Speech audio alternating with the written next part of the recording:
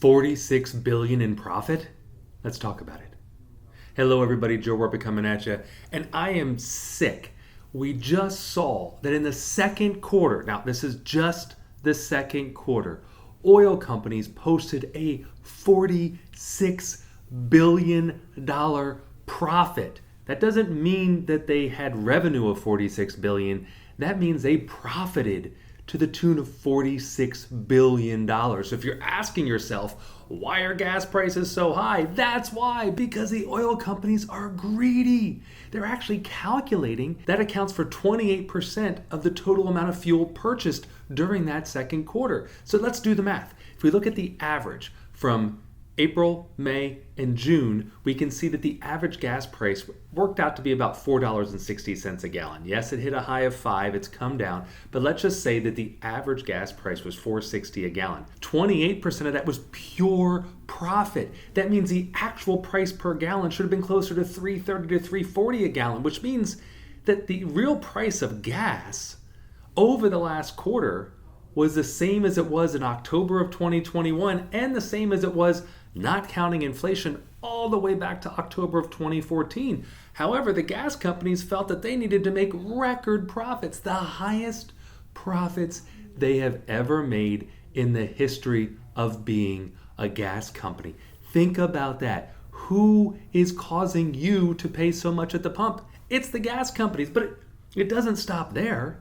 The S&P 500, that's about 500 of the largest companies, their profits in the second quarter amounted to 12.4%. That is the highest profits ever recorded if you take out 2021. And you know what? I think 2021 should be thrown out. I think 2020 and 2021, for any accounting of inflation data, if you just want to do any mathematical formulas on the economy, on spending, 2020 and 2021 have to go because they are such an outlier. Think about it. 2020, nobody spent anything because we had COVID, we had lockdown. And then 2021 was all that pent up demand, all that pent up energy, and all that extra money that was pumped into the system, $4 to $5 trillion that was just given to Americans. All of that money was spent in 2021.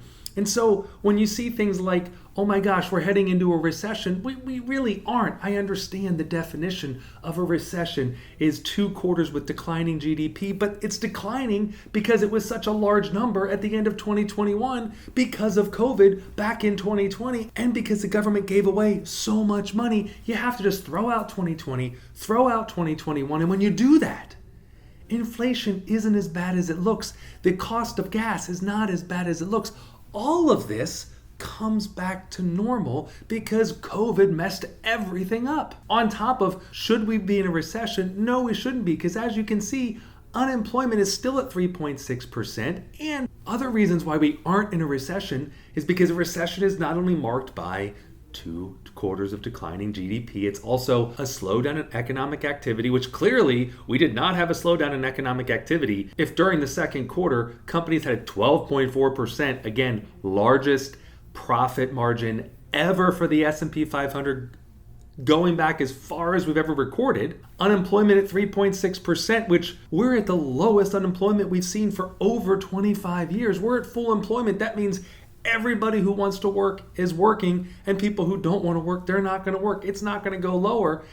And on top of all that, since Powell began raising interest rates by 0.75% back on June 15th, the market has come roaring back. We can see the Dow's up 7%, the S&P 500 is up nearly 10%, the Nasdaq's up nearly 15%. And if you look at year to date, just today, the Dow came out of correction territory. That means that the Dow Jones is no longer down more than 10%. Now, I don't know if it's going to close the day below 10%, but all of this is positive news. If you watched my video from 2 weeks ago, I said, I want to see how the markets react to a second 0.75% increase. And the market said, we love it, we're happy. We've had 5 or 6 straight days of upturns in the market. This is good news. And Powell even came out and said, I don't know if I have to do another 0.75. Maybe I'll do a 0.5 or a 0.25. He's going to continue raising interest rates. And in fact, more than likely in 2023, we'll see him begin to lower interest rates. But even mortgage rates have declined off their highs. The economy is realizing we need normalized interest rates. This is a positive. Markets are up, unemployment's still down, profits are through the roof. You're paying a bunch of money at the gas simply because the gas companies are as greedy as they've ever been. I, yet again, feel good about the future of this economy in 2022. Now, in the immortal words of Yogi Berra, I don't like to make predictions, especially about the future, but things are starting to look better, and 2022 could turn out to be an okay year if we continue down this road. In fact, experts are saying it looks less and less likely that we will have a real recession. If you like videos like this, if you want to hear the truth of what's going on out there and not the stuff you hear on the paid media, check back here every single week. Subscribe.